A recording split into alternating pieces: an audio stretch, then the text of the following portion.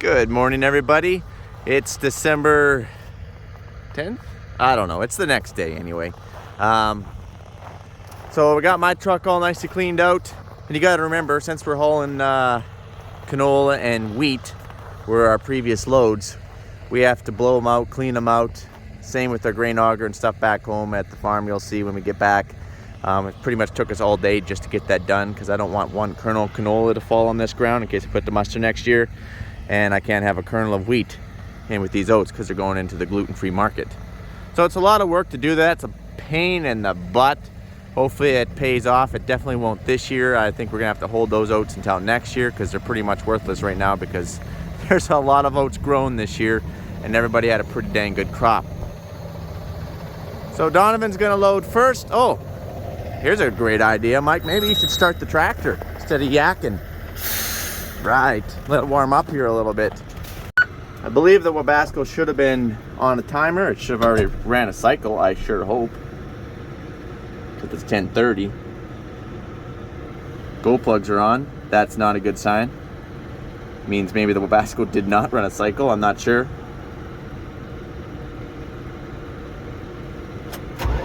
It did not. It must have. Had to have. Started too easy. Had to have. Maybe the timer was set for like 7 o'clock in the morning or something.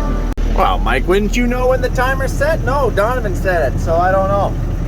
You can take a look though. It's pretty dirty in this tractor, I apologize. It is on auto,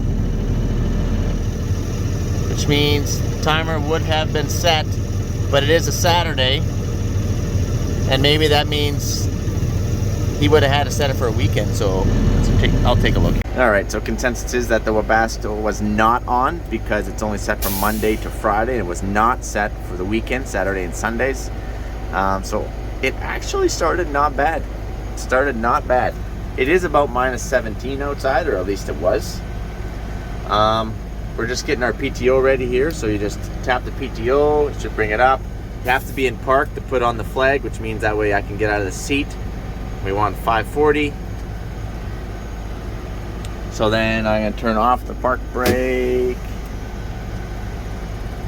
There we go, it stays on. Then I'm gonna double tap it, turns on the PTO. There it is. Gonna give us a little bit of RPM. Turn on our bag roller.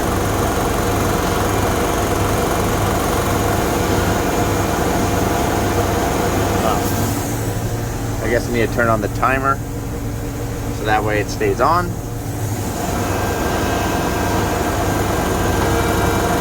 is. It's very important to make sure that park brake is off on the tractor and that you are in neutral. It says neutral up here as well. Or bad things would happen. It would tear the bag apart trying to pull the tractor back that's stuck in park. It's happened before. That's why I say it's important to remember these things. I forgot handing my mic yet again. Gosh, I forget my own head if it wasn't stuck on my shoulders.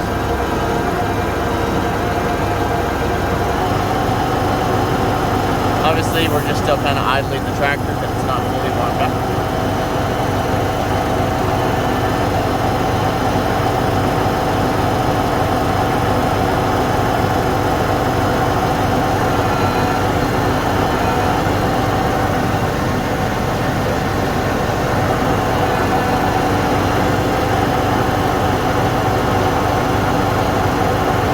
Timon did an amazing job on these bags. It's nice and straight.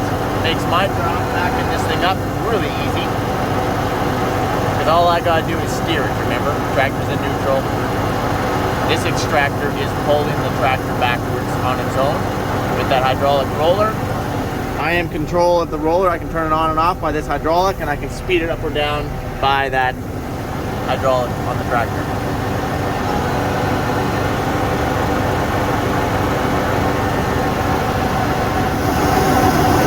We're only running at like 20% capacity. That's alright. It's a little rusty at this. I haven't picked up a grain bag in a little while. Of course, we haven't had a crop back home in order to do so. pretty much a two-person job. One person can do it, but not well. You need one person in the tractor to steer the tractor, keep it straight, control the bag roller, shut it on and off when needed. Then you need your driver to keep backing up the truck and watch the load and keep filling it according to its weights. Oats are light, so he's just going to load it ring to ring. And that will be legal.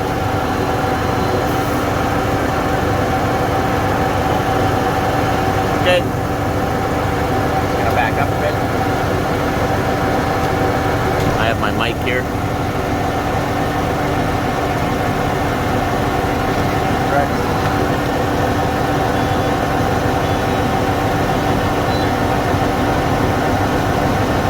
And that's good. Tractor's driver's responsibility is also watch to make sure he doesn't fill up and run over. Typically he would just sit in his truck and then I would tell him to go forward, go back, but Donovan likes to watch what's going on. Can't blame him, I would want to do it too, especially when you're only running 20%.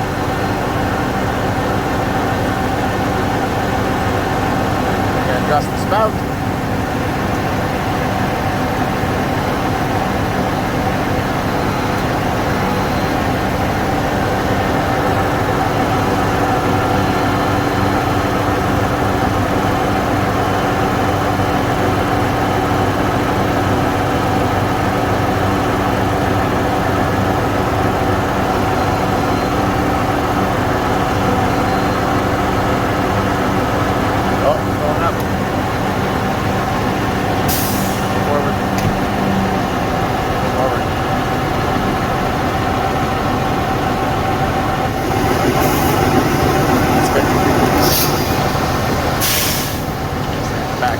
Back truck, back trailer, back bumper of the trailer. Holy cow, Mike.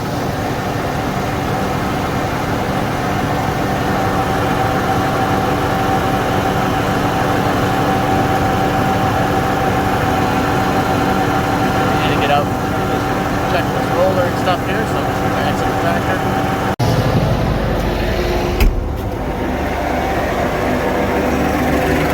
They were a little low here, right?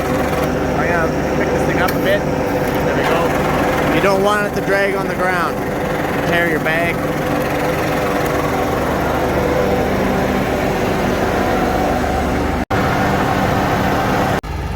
Alright, another couple minutes went by here and we just filled up. Tell them to go ahead. Okay, go to your second trailer.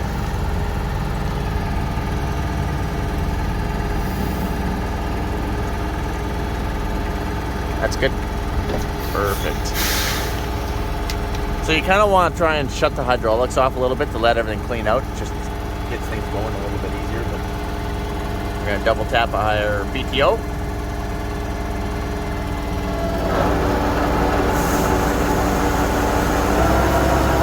Hydraulics are on. Just start revving up a little bit more here. Warmed up.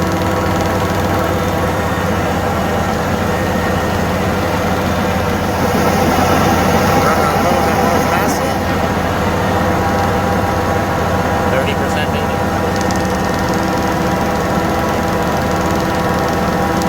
Mike, why don't you go full ramming speed on this thing?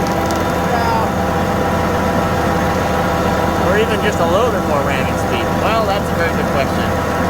I'm very happy with what we're doing here. We only got a few trucks to do today. Just gotta pick this one bag up. And I'm not ready to go full ramp speed.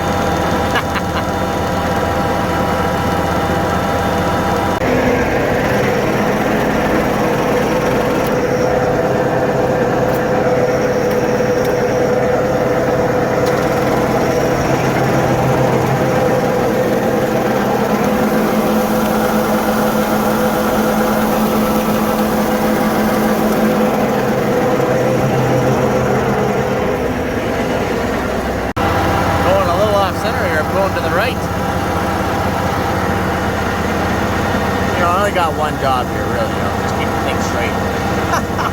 And it's on a straight bag. Oh, man. And just like that, Donovan pulled ahead with his truck. We filled the truck. And I think he's gonna bring mine around.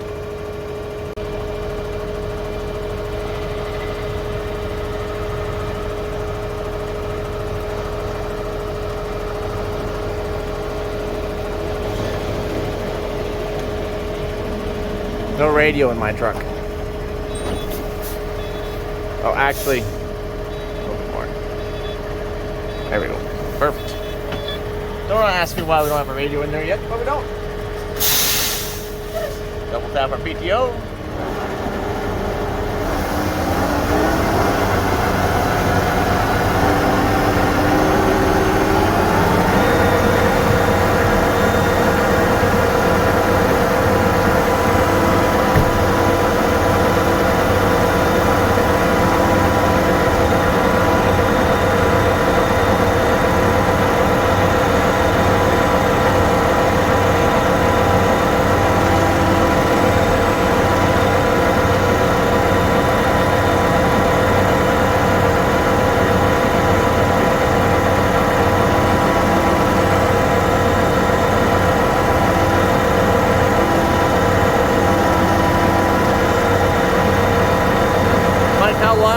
It's a 300 footer by 10 wide. How much can you stuff in it? Well, it completely depends on what crop you're putting in the bag. Whether it be canola, wheat, oats. Some run flatter than others. Some you can't stuff as well as others. But I figure I have around 14,000 bushels in this 300 foot bag. Now, we won't know until we actually get it to the bin. And we really won't know until we send it to the terminal. Just a guess. It's hard to tell what's in bags.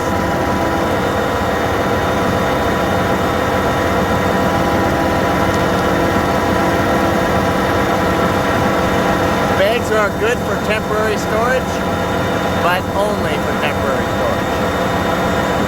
Once the animals find it, the mice get into it, and it starts raining on it, you do not want to keep your bags out over spring. You want your bags picked up before spring.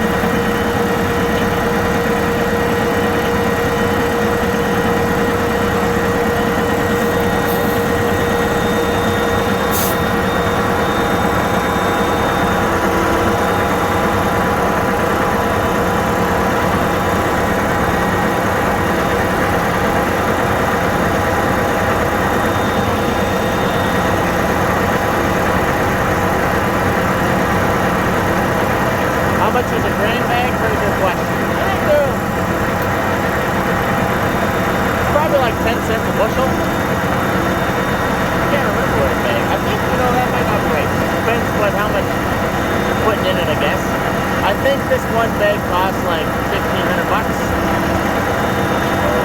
So close to 15,000. My math is right. Double check.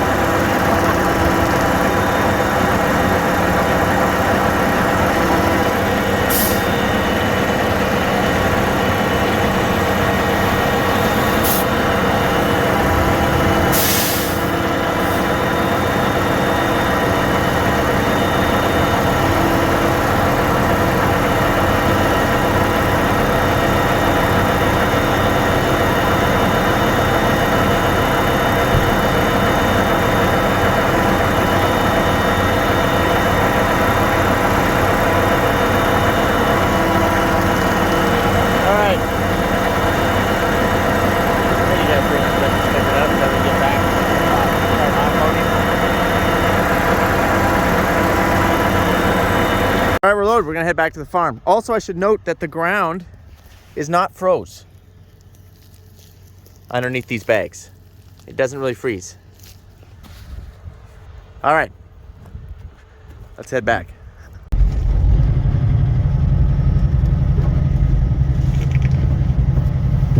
Trying to thaw out my water bottle there.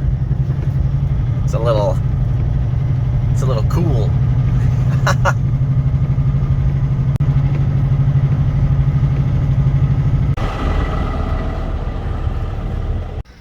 Now I know what you guys are thinking. Why is the 1167 on the grain auger? Well, it's because the 724 is on the bag extractor And the John Deere 4-wheel drive tractor is back home. And we don't have any other tractors here. Yes, we got old Ernie over there. But old Ernie will not run this big auger.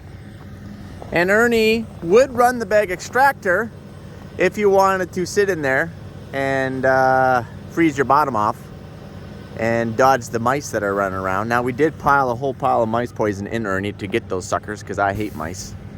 But as of right now, due to cold weathers and temperatures, we're choosing the warmer cabs, especially since we're a long ways away. That's the other hurdle. You either got to drive it or haul it. So anyway, running 1167. It has no problem with this grain auger. No problem whatsoever. All the power in the world. Let's fire this thing up and let it warm up. That's where my other set of gloves were. There's Hammy. See, I told you. I told you. Knew it was somewhere.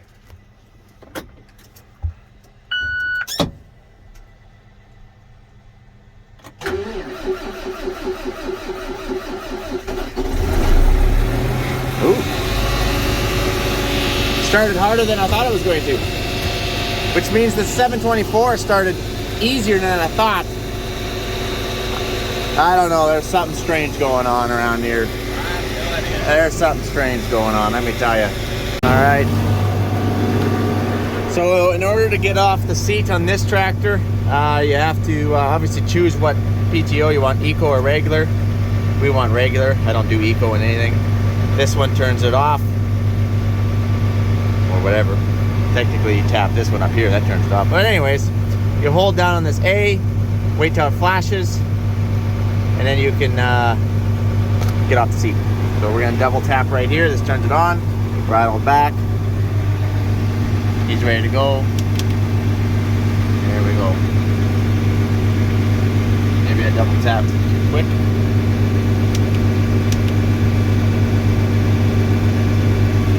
There she goes.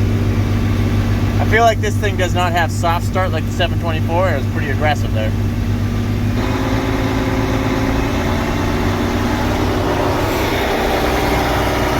We don't have a lot of heat in our engine, though it's been like 20 minutes. So we're gonna take it easy here.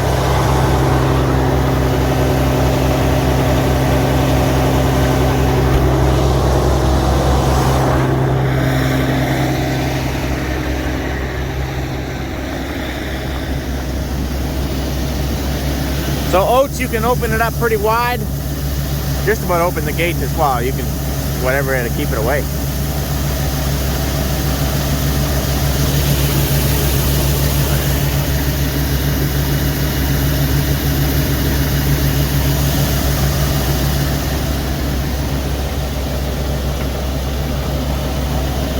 Takes like no power to auger oats. They're the easiest thing to auger. They're very light and they just flow. Fluffy and so on and so forth.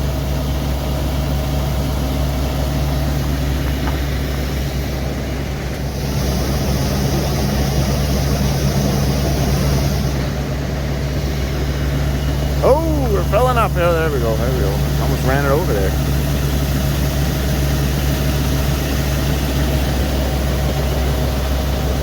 So we use this Rodano. It's a Rodano. It's called a Rodano Extend. Love it. Just love it. I think I've pointed it out before.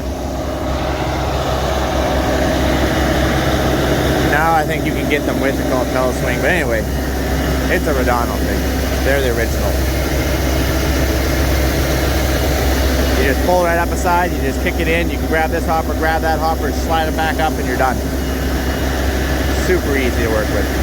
Traditionally, they'd always have just a swing auger that doesn't go like this. And then you're trying to work it in. You got to have somebody on the hydraulics. He's working it in as you're driving, and then once you empty one, you got to pull the truck ahead to get to the other one, and then you got to have another guy. He's working it out as you're backing up. What a pain in the butt. What a pain in the butt. Super inefficient. These things are awesome.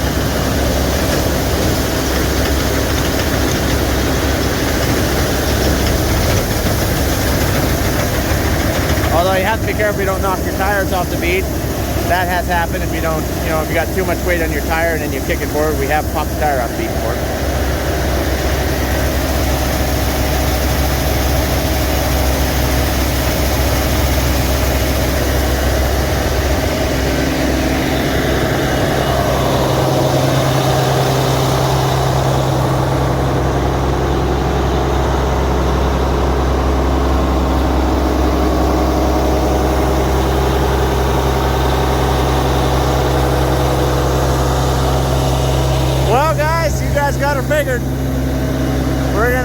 cracking on as the day goes on here, and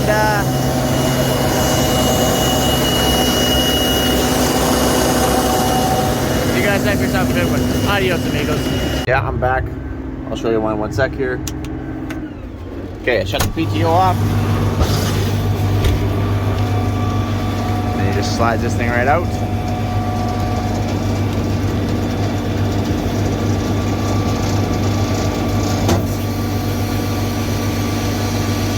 Bingo. So you see that short shaft right there? So that's a spline, like a PTO. So you cannot have the auger running and you kick it out or put it back, because you could just imagine what, because that thing's spinning in there and you're going to try and shove that shaft in there, bad crap will happen very fast. Have to have the PTO shut off before you can start sliding this thing up and down.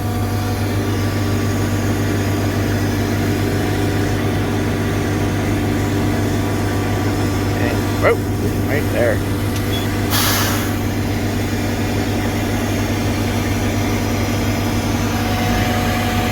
You got a little bit you can move this thing when it's underneath the truck. You know, you got like maybe 3 feet of shaft there at best.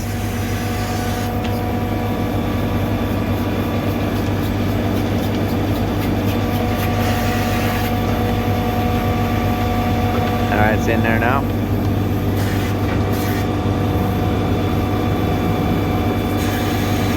Just like that. All right, you guys got it figured. Adios.